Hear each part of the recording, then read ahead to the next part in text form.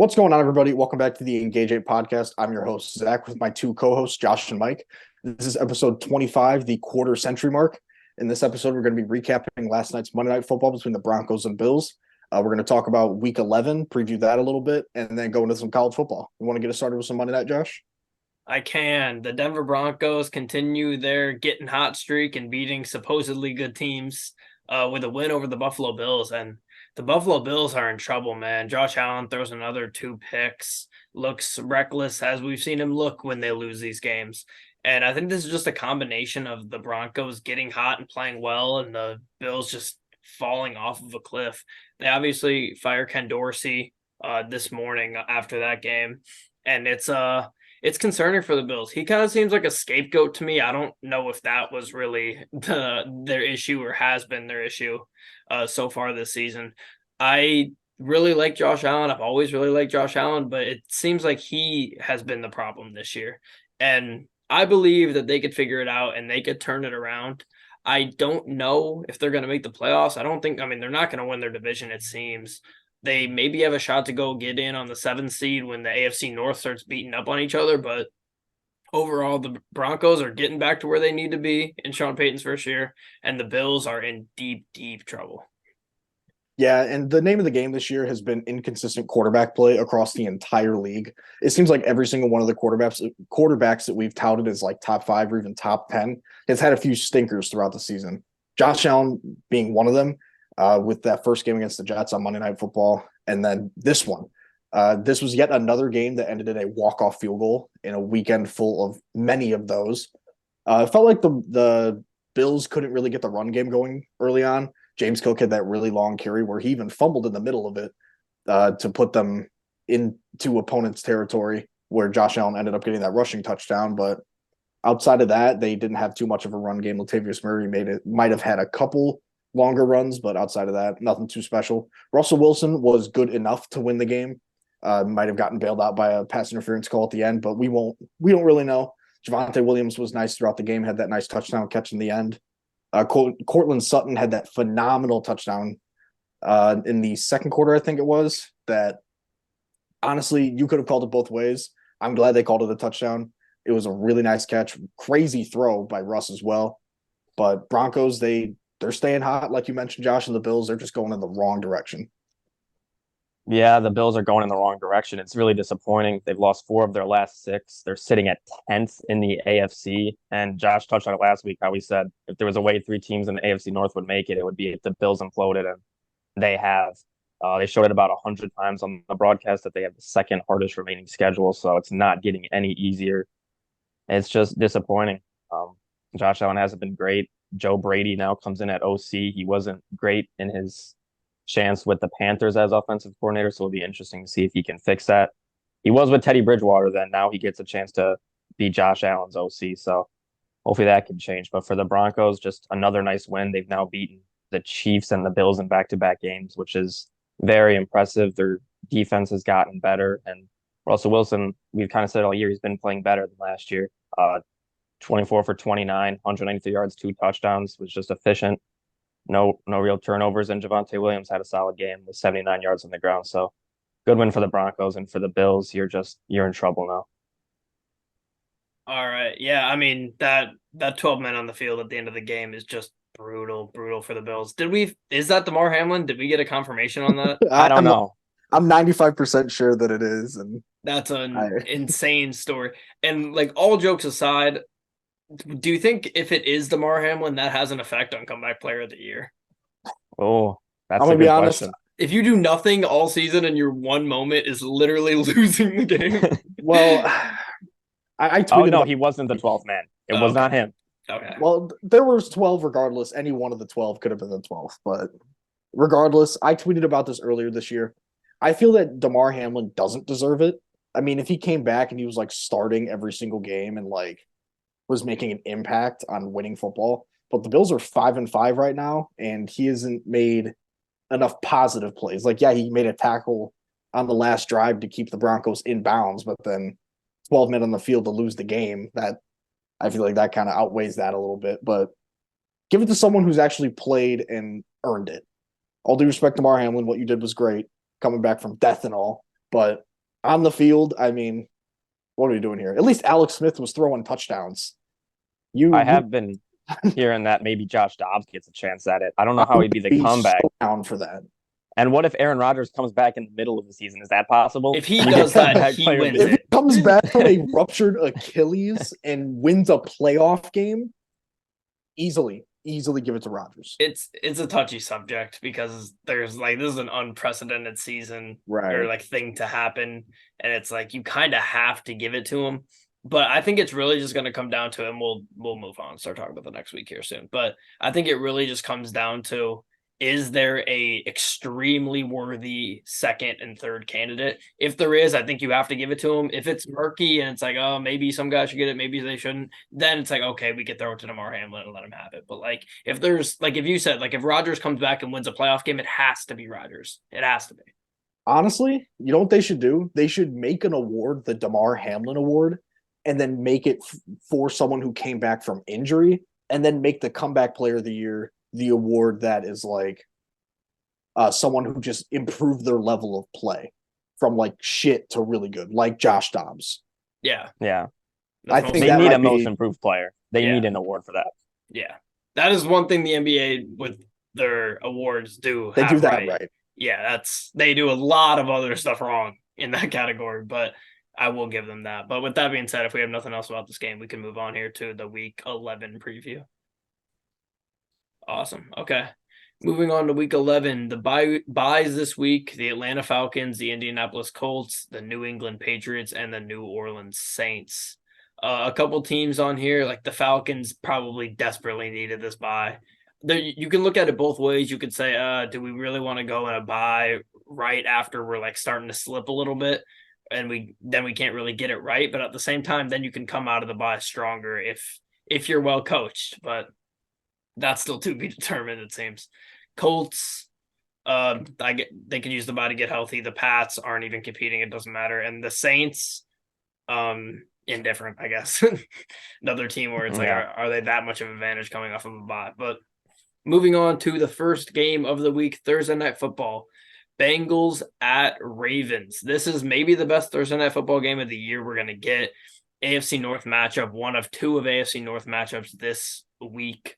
The Bengals didn't play horrible last week. The Texans are just really, really hot. One of the hottest teams in the league right now. They're playing well. They're beating good teams on the road.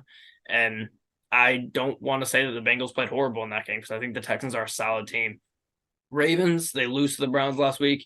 They've lost. That's one loss for them, one loss for the Bengals this past week. Either team losing two in a row is pretty tough. Ravens, if they drop two in a row, they're losing their chances at that top seed or one of the top seeds. The Bengals dropping two in a row worsens their chances of making the playoffs and even competing in their division this year. I think if you're a Buffalo Bills fan, you have to be rooting for Baltimore in this game. Teams like the Bengals, if they get hot and start winning a ton of games, that's what's going to screw the Buffalo Bills. I think the Bengals can win this game if they establish their run early and open it up for Joe against this defense that has been really, really good at times. But also, we saw last week they played soft and they let the Browns come back into that game. So we'll see how it goes. I'm going to go with the Ravens at home in primetime here, though. This is definitely a game where the Ravens have the inside track. They're coming off a loss, and the Ravens, they're just a better roster up and down. But I will say I do like Joe Burrow and Jamar Chase whenever they face Baltimore. More often than not, they usually are very dominant. I think it was last year or a couple years ago where Joe Burrow in both matchups against Baltimore, he threw for over like 900 yards and close to 9 touchdowns. I think it was 8 or 9 touchdowns. And Jamar Chase was close to 300 yards as well in those two matchups. So personally, I'm just going to take a gamble on Joe Burrow and Jamar Chase. I'm going Cincinnati. Maybe I'm getting a little what's the word I'm looking for? A little too extra with these picks now that I've got this big lead on you guys, but I'm going Cincy with this one. Well, you're not the only one going Cincy. In the Ravens' 3 losses, they've blown a lead in every single one of them. And in 2 of those games, they've blown double-digit leads. And the Bengals, they seem to struggle early in games and find their way back late in games, especially in the fourth quarter. Since 2021, Lamar has 13 touchdowns and 13 turnovers in the fourth quarter, while Burrow has 25 touchdowns and 11 interceptions. So I just trust this Bengals team more late in the game. And you keep seeing the Ravens just blow games they should win. We saw this game earlier this year already. Ravens won it, but the Bengals, Joe Burrow was playing on one leg still, really with the calf injury, wasn't mobile. I got the Bengals winning this one. They've lost 13 straight road primetime games, but I think they find a way to maybe the Ravens go ahead early, but they come back late and win that one on maybe another game-winning field goal.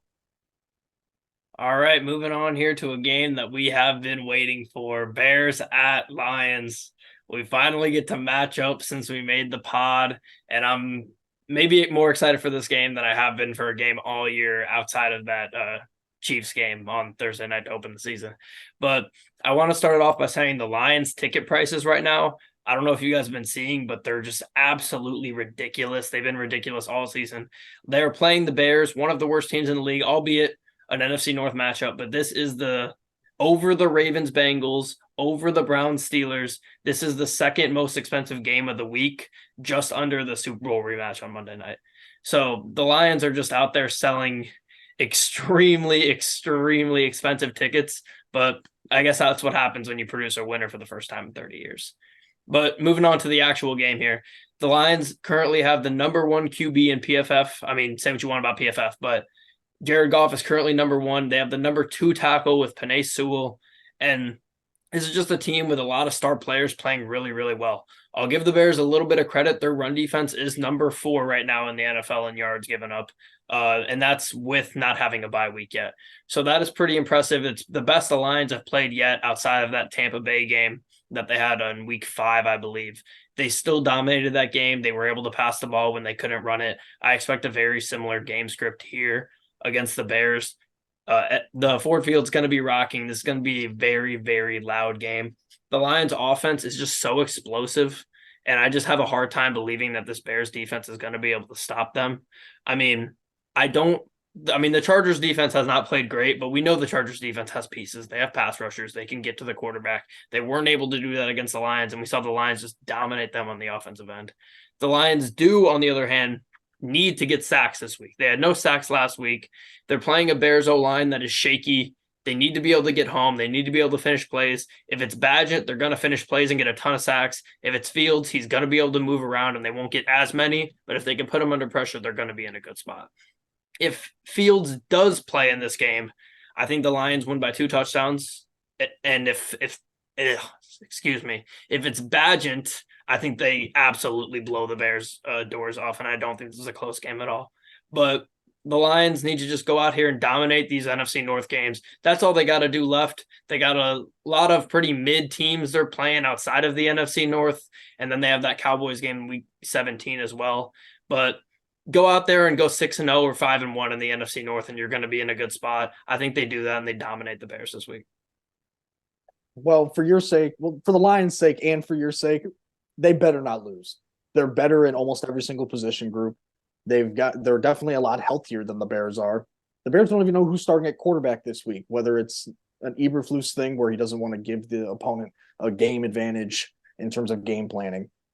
I said I was expecting Fields last week, ended up not happening. If Fields does play this week, the Lions, they do struggle with mobile quarterbacks sometimes because they have trouble finishing those pocket pressures.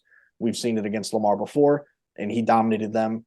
I'm not saying Fields is Lamar, but he is a mobile quarterback. And in the past, Fields has definitely ran all over the Lions. He's also put up some decent numbers in the air as well, outside of that one home or away loss. I think it was 41-10 in the second to last game of the season. Correct. For the Bears. But outside of that game, Fields has played the Lions pretty well. In the earlier game of last season, they only lost 30-31, and it was because of a Cairo Santos missed extra point, and Fields ran all over them there. So if Getsy decides to get Fields out of the pocket, maybe using him on read options and letting him uncork it to DJ Moore down the field, I think they might have a chance. But unfortunately, I don't trust Getsy at all. I'm taking Detroit. I just think that they're a better team. Come on, don't be a coward. I got cute with my Thursday night pick. I picked the Bears on. Oh, that's an interesting pick. The Lions could be 0-10 and the Bears could be 10-0. I would have picked the Lions. Wow. That's just me though. I'm just sticking with my picks. I trust my eyes. Yeah, the only glimmer of hope I see for the Bears in this game is that since week 5, their run defense surprisingly has been very, very good. They're since week 5, they are first in rushing yards per game, only giving up 49.7, and they're first in rushing touchdowns allowed with 0. So the Lions like to run the ball, and this Bears run defense has been surprisingly very good. Hopefully Justin Fields is back for their offense so they can have that mobile presence and just some sort of threat on the offensive side of the ball. But I really don't think the Lions will have much of a problem. They've been playing great recently. And I know the Bears run defense has been good, but David Montgomery revenge game is probably in his brain. So I think the Lions are one of the hottest teams in the NFL. They have the second best record right now. This game might be in Chicago, but I don't think, or it's in Detroit, so I don't think that'll really matter. Jared Goff, you touched on how good his PFF grade is. He's been great all year. He's an MVP candidate. So I think the Lions win again. I do want to just bring up a couple things really quickly before we move on here. One, Jared Goff's going to get an extension here soon. Have you guys been seeing the figures? It's looking like he's going to get like 5 years. I don't remember exactly what it was. I don't want to butcher it, but I saw people saying like I don't even want to butcher it, but it was a lot of money for 5 years. And I think that's a bold move for the Lions overall because, I mean, Jared Goff has been fantastic, but this system has been very fantastic. And it's like, the system's gone next year? Maybe. He's gone. And I've been thinking about it. I know it's so dumb to think like that coaches going to make more money and take positions that they're going to be loyal to their past franchises, but something is telling me that Ben Johnson won't want to go to the Bears. I don't know if he's going to the Bears, but he's definitely going to get many head coaching offers from a lot of places. It also depends on like who's going to be up, because you think about it. I actually don't think the Panthers are going to fire Frank Reich. I think that's just kind of we've seen that be a bizarre decision to have a quarterback and a first-year coach and then immediately fire the coach and give your rookie quarterback you just picked number 1 overall a different coach. That rarely works out. You think of the Cardinals, the Cardinals aren't getting rid of Gannon. Now, who's firing their coach? The Bears, Bears, probably. Patriots job, possibly. Patriots, Commanders. Maybe. Commanders, yeah, but that's Bieniemy. Bieniemy's probably gonna. I'm surprised they haven't fired Rivera yet, just to give Bieniemy the chance just to go the rest of the year. Yeah, I don't know. I was thinking the Falcons, but There was a report today that said they're not firing Arthur Smith. So I could see the Falcons being one as well, though. But that leaves Bears, Falcons. They might. I just don't. I feel like this might be like a sneaky year where we don't get as many. Like usually, I feel like we've been having like 5-6 openings. I don't see that happening this year. I kind of feel the opposite. I think there's a lot of teams that could fire, like the Giants. Do they fire Dable? I think they fired Saints with Dennis Allen. Maybe then. I mean, Raiders already fired their guy. I doubt they keep. I personally think the Chargers have to move on from Staley. I guess maybe the Bucs. I don't know. There's a few. Those NFC South teams are just, we don't have any idea what's going on there. But that's the big one, But we're going off topic here, so let me get us back. Let me reel us back. Cowboys, maybe McCarthy. No. Yeah, maybe. For the record, if this game was in Chicago, I'd be picking the Bears. Cop out. I'll pick the Bears next time. I don't care. We got 3 more weeks to make that decision. But yeah, I mean, Bears next time. This couldn't be a better couple of days here for me, getting to watch the Lions play the Bears on Sunday and then come around Thanksgiving Thursday for playing the Packers. That's just going to be a fun couple of games in Ford Field. But moving on here to another fun game, AFC North matchup number 2, Steelers at Browns. This is a huge game for both teams here. The Browns, we did see them lose to the Steelers early in the season. That was the game that Nick Chubb got hurt in Pittsburgh in primetime. I don't think the Browns are going to lose again here. The Browns just cannot get swept by the Steelers. That would just be really bad for the inevitable tiebreakers we're going to have in this division. And just overall, you don't want to go 0-2 against the Pittsburgh Steelers, who just get outgained every single game. The Browns offense figured it out in that second half against the Ravens. Like we said, they really have to carry that over. They're playing another good defense, a better defense than the Steelers. And they just have to be able to continue on at least some of that success they had in the second half. The Steelers' run defense is actually bottom 10 in the NFL right now, contrary to how great their defense has been as a whole. I think the Browns can really exploit that. They run the ball well, usually, depending on whoever's in the game for them. And when they run it well, they tend to translate to wins. The Browns being at home, I think, is going to play a big factor. I think their pass rushers being able to get to Kenny Pickett's going to be a big factor. And I like Cleveland winning this game here in the AFC North. I've got Cleveland as well. Both these defenses are really good. They've got some star pass rushers on both sides. It's all going to depend on Deshaun Watson, honestly. If we get the Deshaun Watson we saw in the second half last week, I fully expect Cleveland to score many, many more points than the Matt Canada led Pittsburgh offense. But if we see first half from last week, Deshaun Watson, who knows? This could be just a 17-13 ball game. It certainly could turn out to be another good game where the Steelers start to run the ball early and they just somehow just continue to get first downs, take the pressure off of Kenny Pickett, and Pickens and Deontay just go and make plays every so often. But I don't really trust the Matt Canada led offense. I'm going to trust Deshaun Watson here, which is a crazy thing to say in this world. And I'm going with Cleveland. Yes, I'm going with Cleveland as well. The Steelers are 2-0 with Matt Canada on the sidelines now, which is something to watch. They've been running the ball a lot more recently, 55% of the time, as opposed to 39.5% like they did in the first 8 weeks of the season. They have to continue to run the ball if they want this offense to be successful. And the problem with that stat is that they're going against one of the best run defenses in the NFL, the Cleveland Browns, and that's really going to hurt their offense even more. They will probably be outgained again this week, maybe outscored again this week.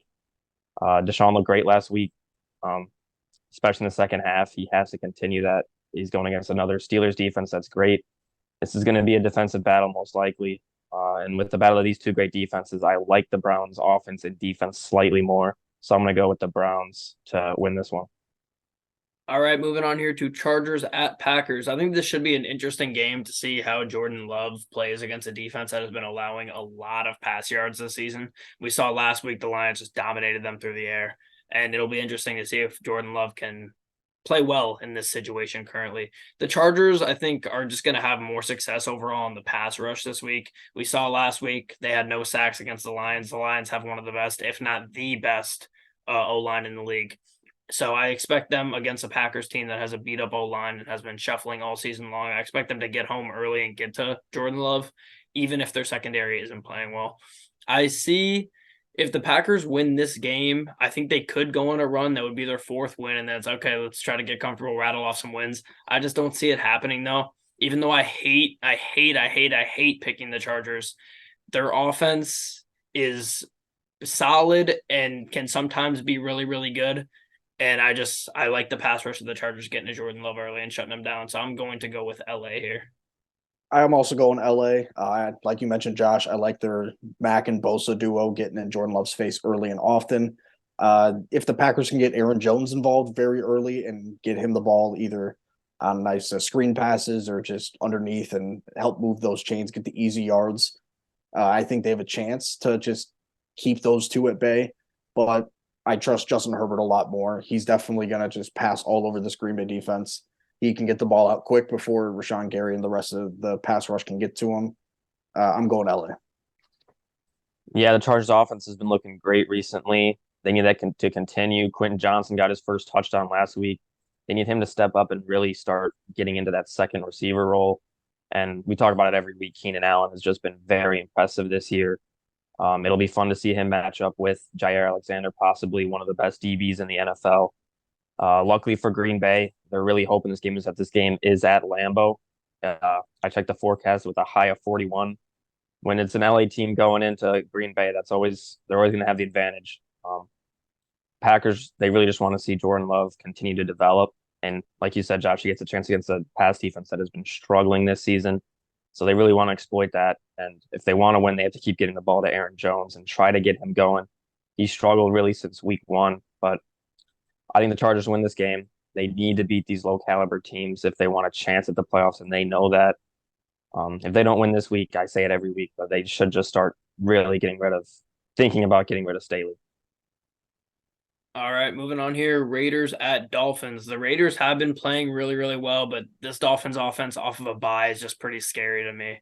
Ramsey should be getting adjusted. He's had a couple weeks of games now, and he got the bye week this week. I think it's now 4 weeks or 3 weeks since he first played his first game. So he's going to get acclimated to this defense. The last we saw of this Dolphins defense, they shut out the Chiefs in the second half in Germany. They almost came back in a game that they were down 21-0 in the first half. And overall, I think this Dolphins team might be getting overlooked a bit just because they haven't beaten a great team. At the end of the day, you play who you play. They played the Chiefs tight towards the end of that game.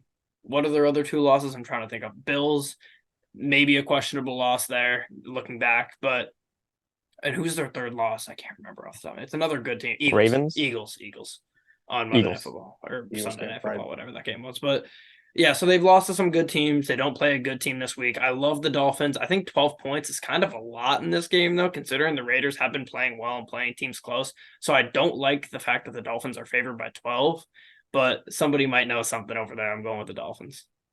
I'm going Miami as well. They're just a better team, top to bottom. Ramsey and Devontae Adams are going to be matching up yet again.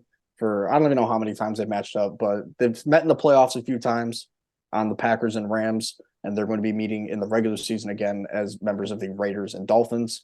I think Mike McDaniel is going to do a really good job of getting the ball out quick to mitigate the effect that Max Crosby has on this game. Tyreek Hill's probably going to be running a lot of short shit, just killing the Raiders from underneath and just taking it 50, 60 yards to the house a couple times. Miami, yeah, that's it. I got Miami. They're the better team. Yeah, Tyreek Hill is the big story in this game for me. He's always pretty much dominated the Raiders every time he played them back in his days on the Chiefs. He gives this Raiders team's nightmare still, and that's going to be the big mismatch. The Dolphins did open Devon Achan's 21-day practice window, so hopefully he can be back soon. I don't expect it this week, but hopefully next week. And this team's really getting healthy. I like the Dolphins as well, coming off of the bye.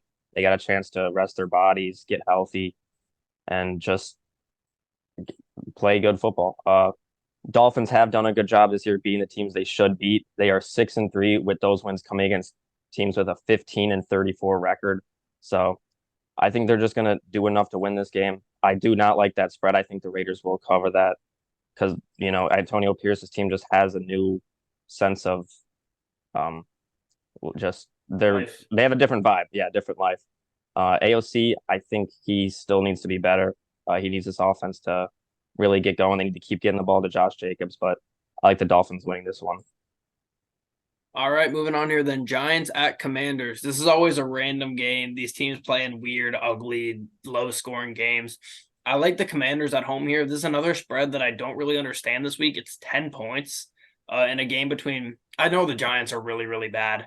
And Vegas, I just feel like really just despises the Giants right now. They've been just getting some disrespectful lines, and it's just a matter of time before they compete in this game. So 10 points when they beat this Commanders team like a couple weeks ago is kind of crazy to me, but they did just lose by 1 million to the Cowboys. But the Giants are very, very bad, as we know. I think that a win for the Commanders here keeps them in the race, keeps them in the playoff race to try to get that 7th seed, which is going to be up for grabs. And honestly, any of those, I don't want to say any of those wild card teams because the Seahawks will probably make it, the Cowboys will probably make it. So that 7th seed is really what's going to be up for grabs. And if they could win, they continue themselves being in the hunt. I think they are the highest team in the hunt right now, if I'm not mistaken. So we'll see about that. But I think Howell will have a good game. I think the Commanders win this one at home. Yeah, I got the Commanders as well. The only reason I would think the Giants somehow win this game is if Saquon just puts the entire Giants organization on his back, goes over like 200 yards, 2 touchdowns total on the day. I don't see that happening. I don't trust the fact that it's a rookie quarterback in his second start going against a solid team and having to keep up with an offense that is one of the top passing offenses in the NFL as well. I think Terry McLaurin and Jahan Dotson will get it going this week. After last week, it was a lot of Brian Robinson and Antonio Gibson out of the backfield getting a lot of catches. So I got Washington, and I don't really think it's going to be particularly close. I agree with that. Sam Howell's been great this year. He leads the NFL in passing yards, and he gets to go against a defense that gave up 640 total yards last week. Eric Bieniemy's done a great job with this offense. They've been playing great. Brian Robinson, he really emerged in the passing game last week. And the Giants, they're really just a bad football team right now. They have no passing game.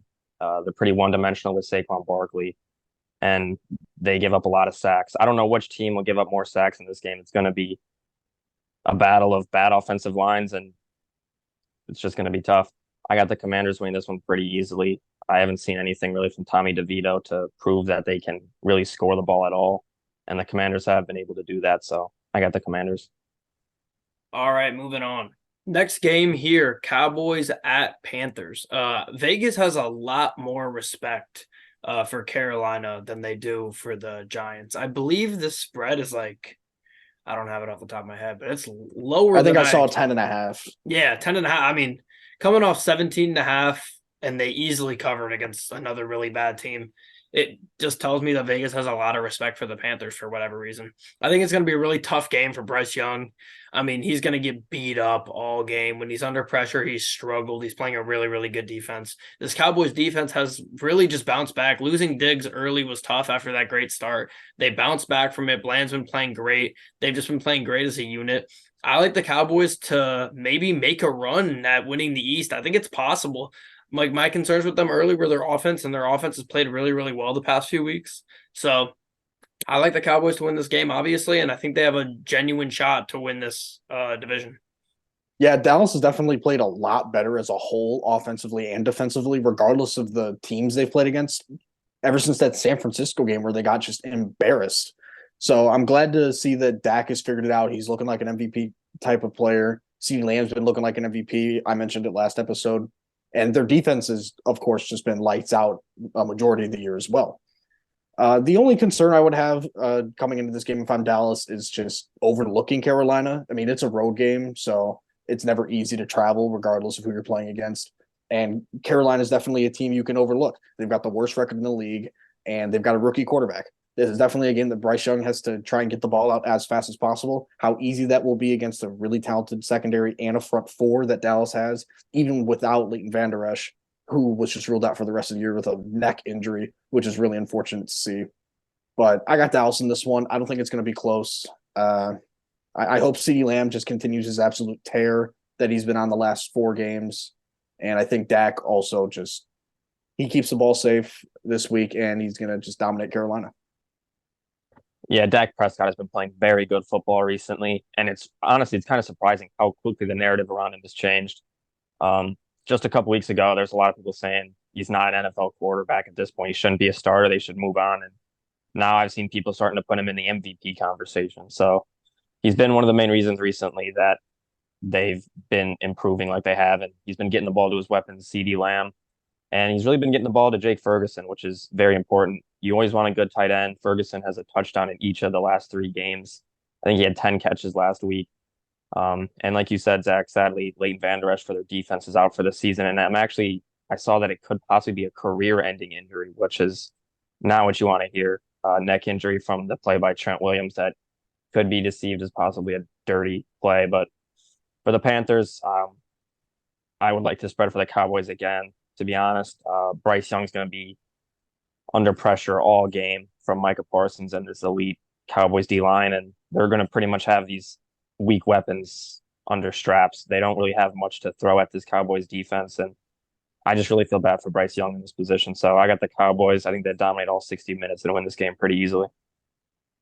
All right, moving on here then to Titans at Jags. This could be a rainy game, which is definitely advantage Titans, I would say, being able to run the ball with Derrick Henry. If they can get up early, or maybe they don't even have to get up early. If it's really, really coming down and they can just run the ball with Derrick Henry, I think that would be huge for them to win this game.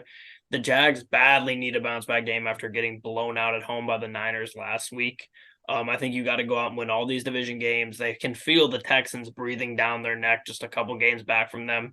So you have to know that they know that these games are must win. There's a lot of teams this week who are in situations where it's just so close in their division that they can't afford to be losing these silly games. This is one of those games for the Jags. They can't lose it. I don't think they do. This is definitely an interesting game. Derrick Henry is notorious for just absolutely torching the Jags, especially on the ground. He's got 2 career games over 200 yards against him, and I believe 1, 2, 3. He's got 6 games over 100 yards in 16 total matchups. He's gone for over 1,300 yards and 16 touchdowns in his career against Jacksonville. If Jacksonville wants to win, they're going to have to keep Derrick Henry in check. A lot of teams have been able to do that this year. They go up early on Tennessee, change their game script, take Derrick Henry out of the game, force Tajay Spears to be in there a lot more as an inexperienced rookie running back who is undersized. Although he's very talented, they got to put some pressure on the rookie quarterback, Will Levis, making his 3rd career. Is it his 3rd? No, 4th career start. And they've got to let Trevor Lawrence just try and find some rhythm after a really poor week last week against one of the top teams in the league in San Francisco. I think Jacksonville wins. I think they're a better team, but if Tennessee wants to win this game, they got to get Derrick Henry going early and often.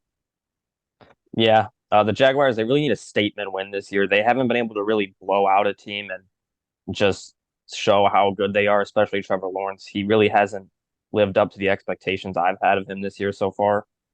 He only has 2 games this year where he has at least 2 touchdowns, and in those games he only had 2 touchdowns. So I've expected more from him this year. He needs a bounce back week, especially after the loss last week to the 49ers, where they just got absolutely embarrassed. And they need this win to stay a game ahead of the Texans. The Titans, they just need to see Will Levis develop. They need to get the ball to Derrick Henry early and just try to get the lead early. They're going up against a pass defense that has given up the 5th most yards in the NFL. So they would like to see Will Levis show a couple flashes in this game. And they just need to get that positive game script. But I got the Jaguars. I think they have more talent.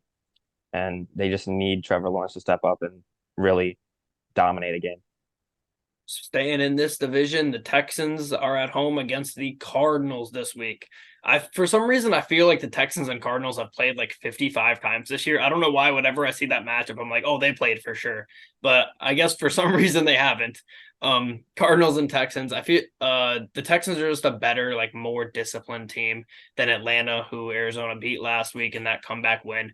I think the Texans and the Falcons were my 2 sleeper teams going into this season. Early, it kind of looked like the Falcons were going to be the pick that was hot. It has completely switched up.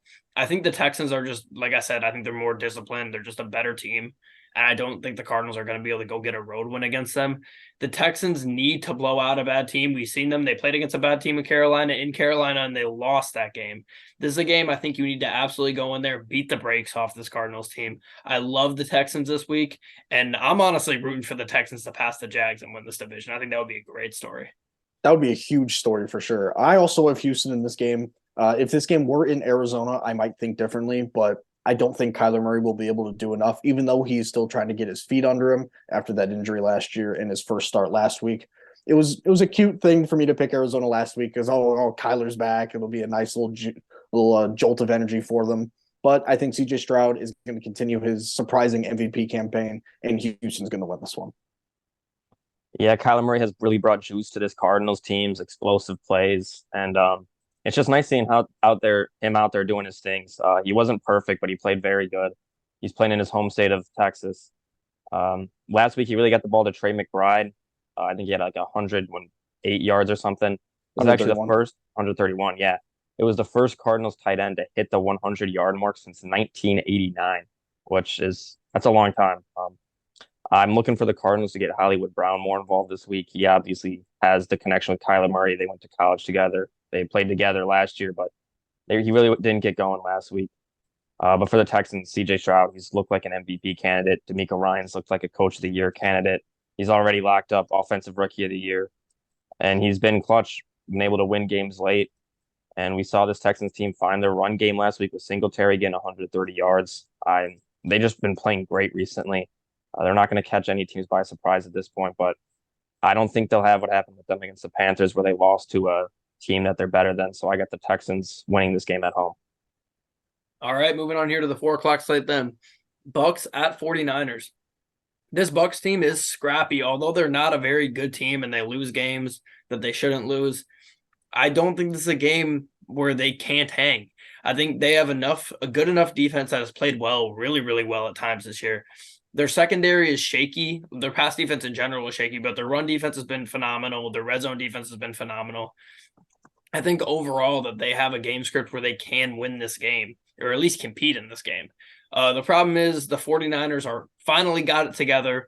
When Purdy has all of his weapons, we talked about it on the recap. When Purdy has all of his weapons, he is as good as he gets hyped up to be at times. And when he doesn't, he shows his true colors. He has all his weapons, and they just need to keep them healthy to go on this Super Bowl run and possibly win the whole thing. I think this game may be closer than people think, but I got the 49ers winning it. I got San Francisco as well. This is probably going to be a game going into the fourth quarter where San Francisco's up by 3, maybe 4 scores. But because they might take out some starters, preserve health, Tampa Bay might bring it back within, 14, 17 points. I think Mike Evans, he's going to be limited, especially with Baker Mayfield, how he struggles under pressure, especially facing a front four that has Nick Bosa, Chase Young, and Javon Hargrave. That's just really scary for any quarterback to go against. Baker especially struggles under pressure. This game, it's going to be ugly for Tampa. San Francisco is going to win this one pretty handily, in my opinion. I agree. I think they win this one pretty handedly. Both teams got back on track. 49ers dominated the Jags last week, and the Bucks snapped their 4-game skid and beat the Titans. Both of these teams are in divisional races right now.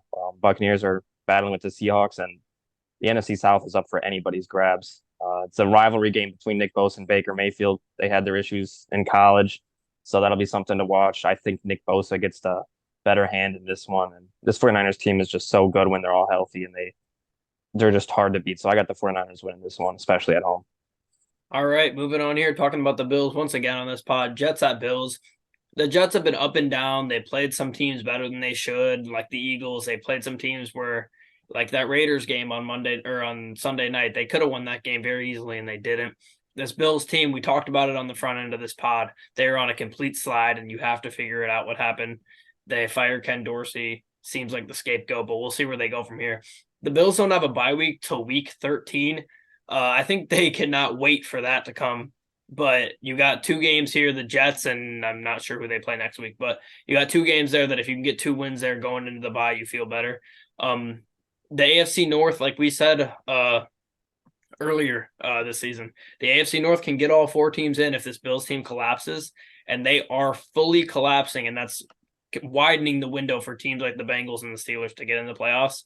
We'll see. We talked about it. The Bills have a tough schedule. They have to win games. This is one they absolutely have to win.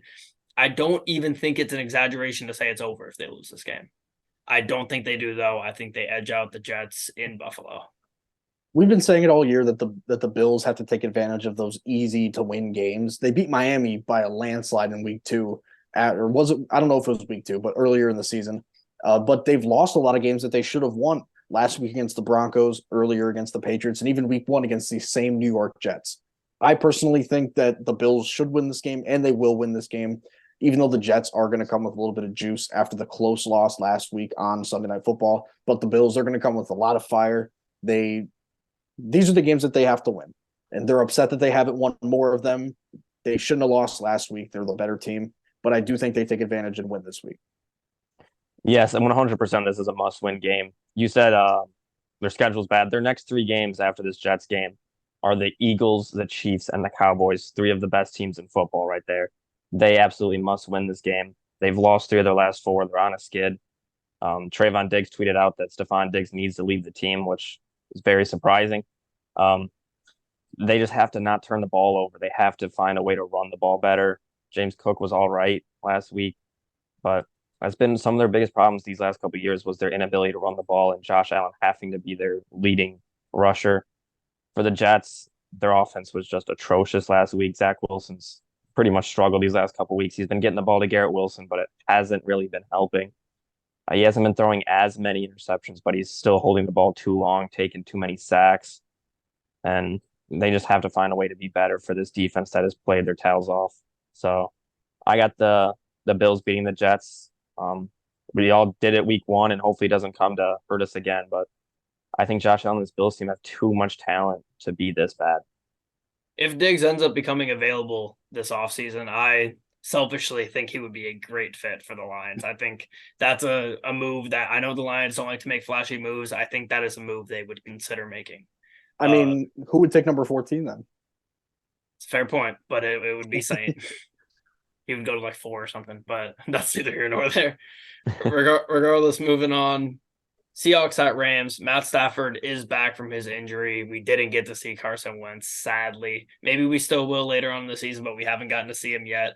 I would love to see how he looks in a different uniform. Maybe he bounces back and looks like his MVP self. But Matt Stafford is back. The Rams are at home this game. They definitely could win this game. But something I saw that was very interesting, the Seahawks are only favored by 1 point in this game, which I thought was kind of crazy considering the Seahawks are... I see that the Rams are favored by a point. It could have moved. I marked that down about a couple hours ago. So right now it's looking like Rams -1. Wow. That's interesting. That almost seems like a trap, but regardless, I like the Seahawks in this game. The Seahawks are just one of those teams that doesn't always play pretty. Honestly, most of the time they don't play pretty, and they just end up winning games. They're sitting at 6-3 regardless, and they're tied with the Niners for first through 10 weeks, which is all you can ask for the Seahawks in this division. They have to, speaking of the Niners, they have to keep pace with the Niners.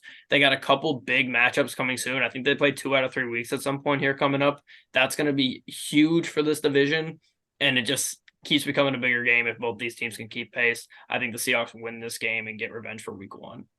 This is one of those games where either team really could win. You see it with the line. It's only 1 point in favor of whichever team you choose. Seattle last week, they took too long to get their offense going. They walked away from their run game a little too early. It felt like, whether it's K9 or Charbonnet, they have to stick to that run game, and especially against the Rams defense, who can get after you if you leave Aaron Donald one-on-one too many times. You can definitely be left to pay for it. But I do like the Rams in this game. I like that Stafford's coming back. I do think that despite the inverse records, I think the Rams just they win this one by maybe 7 points. I don't know why, but I like Puka, Kupp, and the rest of that arsenal of weapons that Stafford has to throw to, and I think the Rams win. The Rams, they got healthy this week with the bye. They'll get Matt Stafford back, hopefully. Rob Havenstein, a couple linebackers. They finally get back to Matt Stafford throwing to Puka and Cooper Kupp. They're really going to need that. Their offense is going to have to score. And for the Seahawks, I think this, if they want to win the division, is a must-win game. They have the Rams this week, and then their next 4 are the 49ers, Cowboys, 49ers, Eagles. Again, that's 4 of the best teams in football. You might be lucky to get away with 2 wins at that point. So you really want to win this game. I don't think I think they do win this game. I think they beat the Rams. It's in LA. We always say it's tough for the LA team to be the home game. The Seahawks have great fans, West Coast. I think the Seahawks edge them out here. All right, moving on here then to Sunday Night Football. Vikings at Broncos. The Vikings no longer have Kirk to call primetime Kirk, so we don't have to take that into consideration for the first time in a long time with the Vikings here. The Broncos, on the other hand, we talked about in the front end again. They are all of a sudden becoming a decent team, up to 4-5 now, and a chance at home to beat this Vikings team in primetime and move up to 5-5, which would make them a pretty decent team and give them really an outside shot at making the playoffs. I mean, they win this week and the Bills lose, and all of a sudden they have a better record than the Bills. But they're already a half game behind the Bills as we currently sit here. Dobbs has been playing really well, but as we've seen with Josh Dobbs, even with the Cardinals this year, much less talented team and hard to compare the two. But he starts off early, everyone gets super high on him, he gets hot, and then all of a sudden he starts to dwindle off, and it's like, oh, you keep losing games, you keep coming up short. I expect that to eventually happen here with the Vikings, even when they get Justin Jefferson back. I think we're kind of seeing a little bit of a lightning in the bottle situation with the Vikings. And overall, I think that it's worked out for us that this game ended up being kind of decent with the Broncos getting better and the Vikings winning 5 straight. The Vikings have to eventually lose a game. They're on a 5-game win streak. And as much as you could blame Kirk for all these primetime losses, it is still a full team effort, and they're losing games as a team in primetime. I think maybe that sticks with them, and I'm going to go with the Denver Broncos to move up to 500 here. I'm actually going with Minnesota. It's really just a coin flip for me. I almost did it to pick this one, but I decided to stick with Minnesota, my initial gut pick. Justin Jefferson, he's most likely going to return this week. I think that will free up TJ Hawkinson in the middle, as he has been absolutely dominating since he left. Josh Dobbs has been phenomenal in his 1.25 games of relief for Kirk Cousins as a Vikings quarterback. Although this Denver defense has definitely improved since the 70-point outing against Miami and allowing 4 touchdowns to Bustin Fields, aka a running back, as some may want to say it. But they've definitely improved. They played well against Buffalo last week, and then Kansas City the week before, and call it how you want. They held Green Bay in check. So I like Minnesota in this game. I do think Denver makes it really interesting. This is going to be an underrated primetime game. Like you said, Josh, no primetime Kirk, but I do think Justin Jefferson has a very large impact on this game, and Minnesota just puts up a lot of points. Did you say Bustin Fields? Are you officially calling Justin Fields a bust? No, I was just saying it like ironically. Oh, I thought we were getting a commitment there. I think the Vikings win this one. Josh Dobbs in prime time. It's going to be fun to watch. They love finding ways to win games. O'Connell is great at finding ways to win games. They're only a game and a half behind the Lions. This is a game they're definitely going to want. Their defense has looked very good considering some of the guys they have out there.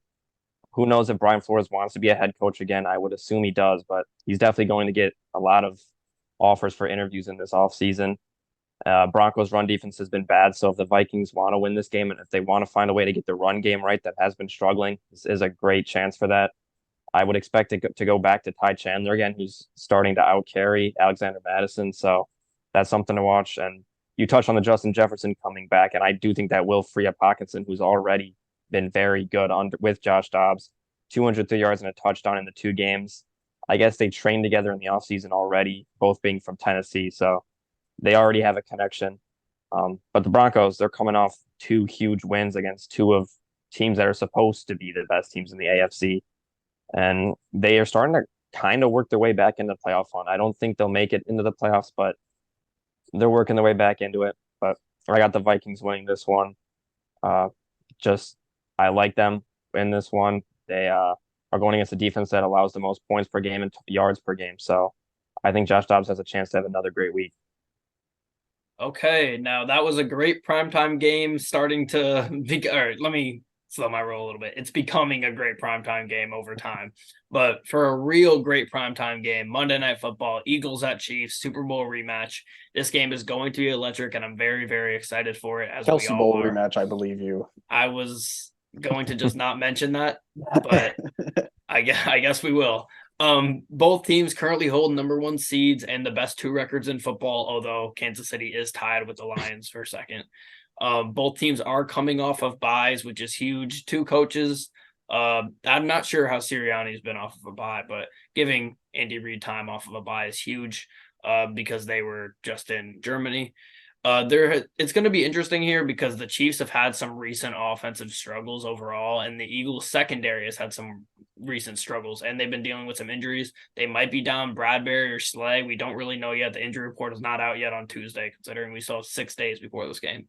But regardless, I think we're getting a really good matchup here. I think it's just going to come down to, do the Chiefs and their offense get it going? Because they've been slow outside of a couple spurts like we saw early in the first half against the Dolphins, and we've seen other moments during the season. Do we see the Chiefs offense get back on track, or does the Eagles secondary get back on track? For some reason, I really, really want to pick the Chiefs, but I just feel like I'm going with the Eagles. I think you have more to play for if you're the Eagles coming off of that loss in the Super Bowl.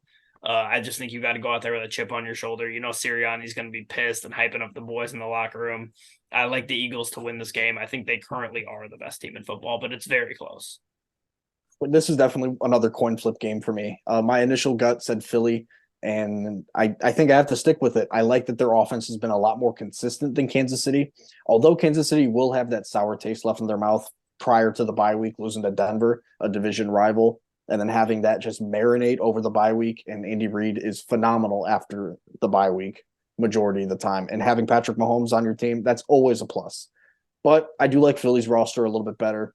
I know that Kansas City's defense has been really solid this year, but they are also the youngest team, the youngest defense in the league.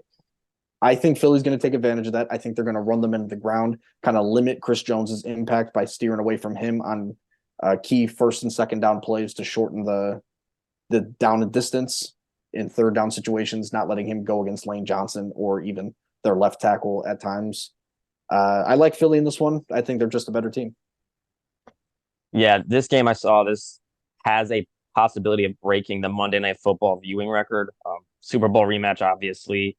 Kelsey brothers are going at it, and the whole Taylor Swift saga. This game possibly could be the highest viewed game. And the Chiefs probably hope Swift is there. She might be there considering the game's on a Monday, and they really need her there considering Kelsey averages 108 yards per game with her in attendance and only 41 with her without. Chiefs are 3-0 when she's there. So sometimes there's I don't know if you guys saw Mahomes has a what's the word I'm looking for? Uh You oh want my to God, what's elaborate? the word? Light. Oh my goodness. Starts with a C. You got to give us more context. I can't believe I can't think of this word.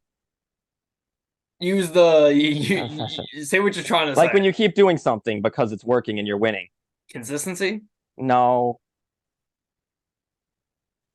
Oh my God. It's such a common word. Keep doing something because you're winning. I don't know. You got me. You got me stumped here. Yeah, I'm kind of lost. Oh, Regardless. You'll okay, think of it in regardless. 5 minutes. Mahomes wears the same pair of underwear since his first game, I guess, in the NFL. Superstition? Superstition. That's the word That's I'm not a looking begins C. for. with begins It with does an not. S. It does not begin with the C. No, superstitious. If you're superstitious as a Chiefs fan, you want her there. This Chiefs defense has been great all year. They're giving up the second fewest points per game and the fourth fewest passing yards per game. So for the Eagles, maybe they won't be able to pass the ball, but luckily for them, they're one of the best running teams in football. They can just run the ball down your throat. They have plays where if there's 1 yard, they can just get it every single time. It'll be very interesting to see how the Chiefs can stop AJ Brown, who's been on an absolute tear recently. There's really no way to stop him, but I want to pick the Eagles considering it's a revenge game, Super Bowl revenge, but it's always an Andy Reid revenge game when he's playing the Eagles. He is 21-3. You guys touched on it coming off of a bye. That's a very good number. And Mahomes has won 9 straight games coming off of a loss. So I just think the Chiefs win this game. I think they'll have the refs on their side just like they did in the Super Bowl. So I got the Chiefs winning the rematch. All right. So a couple more things on our agenda as we finish up this pod here. We're going to give some betting picks on the NFL. And then we do not have the college football rankings yet, but we're not going to get that for about 45 minutes to an hour. And it's probably not going to change from last week. So we're going to finish up with some college football after that. But to second to last thing here, betting picks for the week. I can start us off. Couple things I like. I'm going to ride with my boys as I continue to do on here. Detroit Lions -10. I actually hold on. I wanna pull my phone out here really quickly because I got it when it opened and I don't remember what the price was at, but it was low. Go on, bear with me. Oh, never mind. It wasn't that low. It was 9.5, but it's 10 now.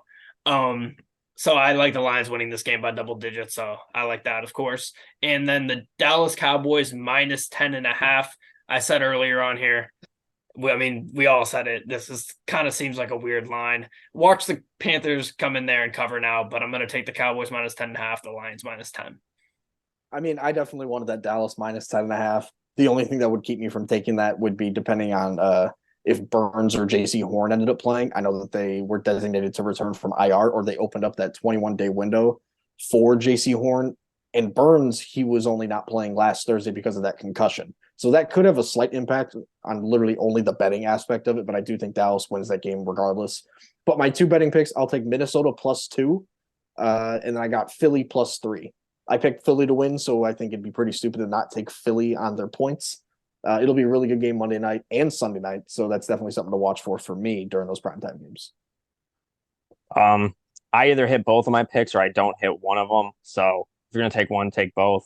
I got the Bengals money line. Right now they're dogs. They're +155 dogs. So I think they win the game outright. So I got the Bengals, and I picked the Dolphins to win. But I think 12 points against the Raiders, who are just playing very good football recently. They have the vibes. I think 12 is just too many points. So I got the Raiders +12, but I think the Dolphins still win it. Yeah, we got a lot of similar picks here. When I was going between some of the picks that I liked, I definitely liked the Eagles, like you said, Zach, and I liked what were your 2 picks, Mike? Raiders +12. Raiders +12. I liked that one as well. But all right, we can move on now. You want to finish this up with a little bit of college football? Before we start, I just want to make it known I went 2-0 for the first time this season last week with my picks. I don't remember who I picked on points, but I do know that I got the Josh Allen anytime touchdown score within my prediction. I took it too. I took it too. Hey. Hell yeah. Okay. So, college football. A couple quick ones, really quick here. Texas Tech upsets number 16 Kansas. They've been playing good football recently, but sadly, their quarterback Jason Bean, their second string, who had been playing very good, got hurt. I think it was a hamstring early in the game. They were forced to go to their third string quarterback, and they just couldn't get anything going on offense. Texas Tech really just controlled the time of possession and the ball. They ran with Taj Brooks 33 times, and they were able to upset Kansas. So Big 12 keeps eating each other alive at this point. Second one was just really, really shocking to me. UCF just absolutely dominated Oklahoma State. Oklahoma State's coming off of the big win against Oklahoma in the final bedlam. They played incredible football. They went into UCF and got absolutely ran over by I think they're now 5-5 UCF team. I mean, I was watching this game and I just could not believe what I was witnessing. UCF won 45-3. Just really disappointing if you're an Oklahoma State fan. And A couple of those teams that have been started off good and have completely fallen off. You look at Oregon State as well. You look at Washington State as well. Some of these teams in these major conferences that looked like good wins for Texas and good wins for Washington and Oregon, not really looking like that much more. Yeah, definitely. Florida LSU, this was an electric game, especially from Jane Daniels, who had a potential maybe Heisman moment just in this game. 372 passing yards and 234 rushing yards, 5 total touchdowns. LSU had 701 total yards of offense, put up 52 points. Was a really fun game to watch. Good win for LSU. Florida, Trevor Etienne had a great game, 3 touchdowns, but LSU just took over. Yep, LSU chugging along. Having a hard time showing interest in a lot of these teams that had a chance and then lost a game where now they have no chance in the college football playoff. It will be more fun next year though when these teams like LSU that are right on the outside and these teams like Ole Miss, who I'm sure you'll touch on here in a second, losing to Georgia. Those teams, 2 losses, 3 losses doesn't look as bad anymore next year. It's not next year yet though, and this should end up being a pretty interesting college football playoff coming down the stretch here when we start seeing these big games the next few weeks. Yeah, we'll go into that Ole Miss Georgia game. Just a real statement win for Georgia. It was very good to see that from them. Carson Beck played incredible, 306 yards and 2 touchdowns, 1 interception. But Georgia was really able to run the ball well. They had 300 total yards of rushing. And for Ole Miss, Jackson Dart, he'd been playing great all year and just couldn't get it going against this elite Georgia Bulldog defense. 10 for 17, 112 yards and a pick. It's disappointing for Ole Miss, but they played great football this year, and Georgia's they've showed that they're that good. They got Tennessee next week. They've already clinched the SEC, and they're going to play Bama in that championship. So just got to win these games just to be safe. Yep, huge win for Georgia. Played a really skeptical schedule so far. They finally get a good team here against Ole Miss. Like I just mentioned, they go out there and they beat the brakes off Ole Miss. Huge win for Georgia. But really, I mean, it all comes down to Georgia Bama. Yeah, and next game, if this was next year, this game would have been huge for college football playoff implications. Number 13 Tennessee versus number 14 Missouri. This game was surprisingly not close at all. Missouri absolutely dominated Tennessee. Cody Schrader, who was a walk-on running back, 205 yards, a touchdown, caught 5 passes for 116 yards. He played great. Brady Cook played incredible, 275 yards, 2 touchdowns. Tennessee just had no answers for them. Joe Milton played all right, could have been better, finished with 267 yards and a touchdown. But Tennessee, the story this year had been the run game, and they were unable to get that going. 83 yards and 23 carries. A lot of quick punts that put their defense on the field for way too long, and just really hard to do that.